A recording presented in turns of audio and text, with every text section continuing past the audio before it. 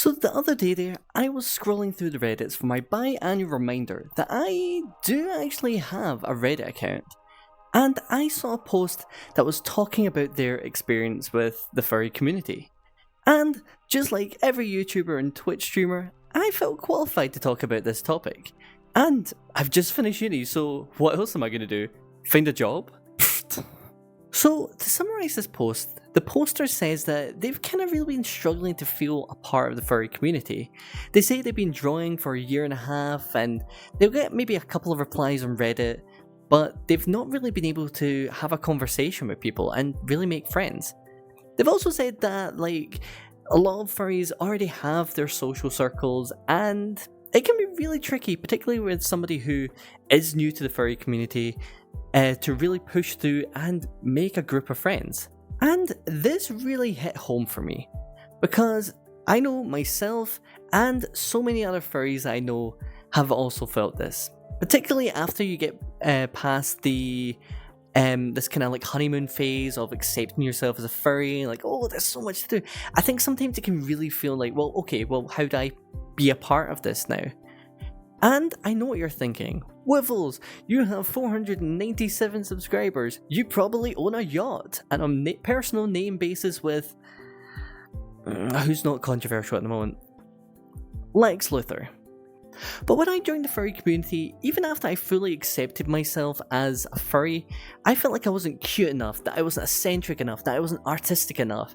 And I must admit, I looked at average viewers and how many likes my Twitter posts got.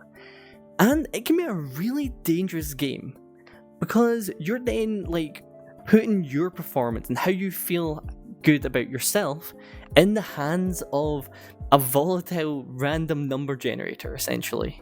But using Twitch as an example for personal reasons here, you can have 1 week when you get an average viewer count of 8.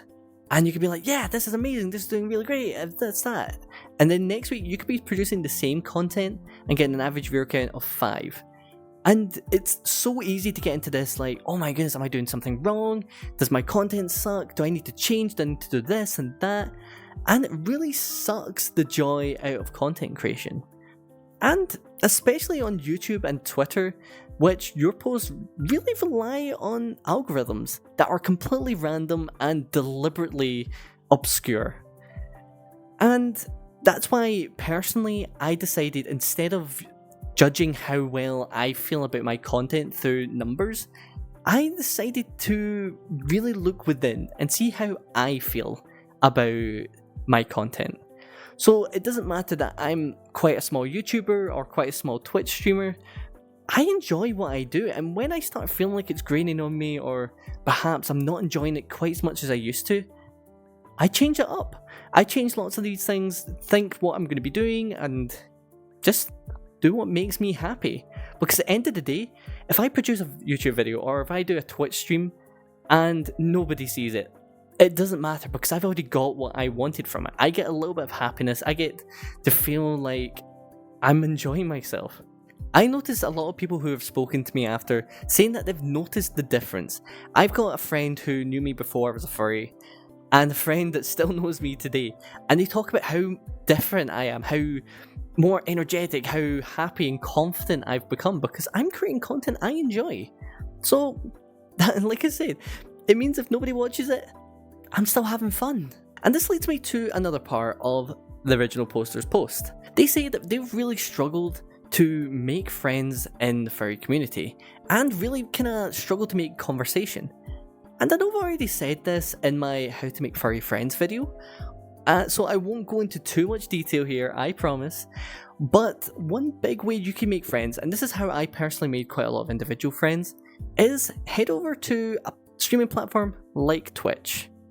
And I know this is going to seem like a big advertisement here, but a lot of this time you can go into these Twitch channels. There's tags that for furry streamers.